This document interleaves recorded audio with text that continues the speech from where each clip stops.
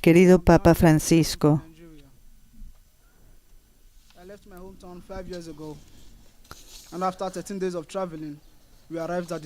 soy Daniel de Nigeria. Dejé mi ciudad natal hace 5 años.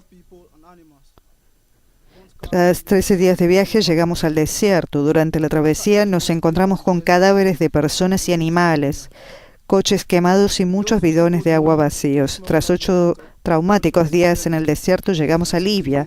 Los que todavía tenían que pagar a los traficantes por la travesía fueron encerrados y torturados hasta que pagaron su cuota. Algunos perdieron la vida, otros la razón. Tuve la suerte de no estar entre ellos. En aquella época estaba la guerrilla en Libia y ya casi no prestábamos atención a las balas perdidas, al igual que se había hecho habitual vivir con la violencia que nos rodeaba. Para viajar de un lugar a otro nos apiñábamos en vehículos como sardinas para escapar de la policía. Estábamos en constante peligro de ser robados. Pagué 2 veces a los contrabandistas y me prometieron ponerme en un barco hacia Europa. Sin embargo, los viajes se cancelaron y no nos devolvieron el dinero. Las condiciones de vida eran terribles. Conseguí encontrar trabajo en Libia como revocador para pagar otra travesía. Al final me subí a un bote de 2x10 con más de 100 personas dentro. Navegamos durante más de 17 horas antes de que un barco italiano nos rescatara. Estaba emocionado y lleno de alegría. La gente se había arrodillado para dar gracias a Dios, para descubrir poco después que el barco regresaba a Libia. Nos entregaron a los guardacostas libios y nos detuvieron en el centro de detención Ain Sara.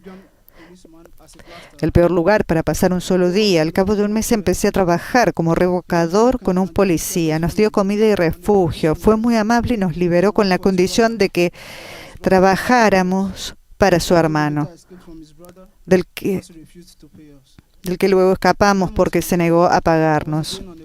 9 meses después estaba de nuevo en un barco. Durante la primera noche nos encontramos con olas altas.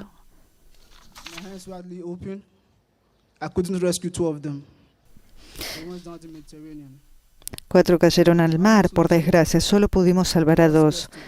Estábamos todos muertos de miedo, casi perdí la esperanza y en ese momento me dormí esperando morir. Me desperté al día siguiente y el estado de ánimo había cambiado. Las personas que estaban a mi lado sonreían y había una esperanza nueva que nos animaba. Seguimos navegando hasta encontrarnos con pescadores tunecinos que nos dieron pan, leche, agua y llamaron para pedir ayuda. Al final llegó el barco, pero descubrimos que era la Guardia Costera tunecina. Mejor que pasar otra noche en el Mediterráneo. El barco atracó en el puerto y nos llevaron a Zarsis, Túnez. Las ONG nos dieron comida, ropa y refugio.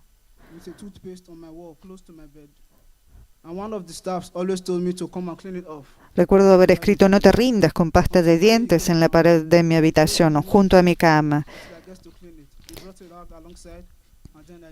Uno de los empleados me decía que lo limpiara, pero yo me negaba hasta que un día me trajo un trapo y me dijo que no se iría hasta que lo limpiara. Así que lo hice.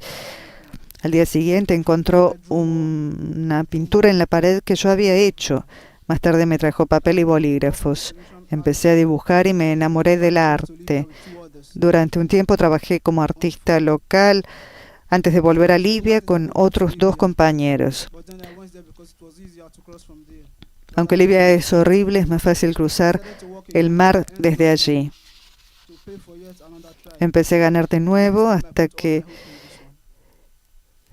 gané suficiente dinero para pagar otra travesía.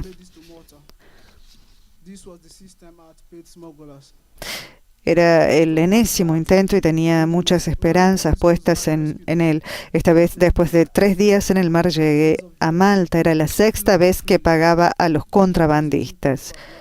Cuando los guardacostas malteses nos rescataron, apenas podía creerlo.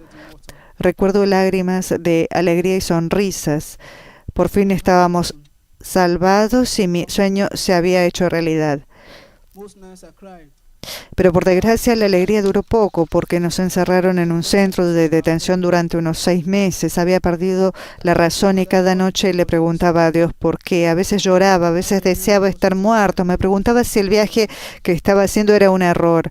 ¿Por qué los hombres como nosotros deben ser considerados enemigos, criminales y no hermanos? Después de este periodo de tiempo nos llevaron a Halfar, justo aquí detrás de usted. Me costó adaptarme, la detención también me quitó las ganas de soñar, pero en pocas semanas mi estado de ánimo cambió.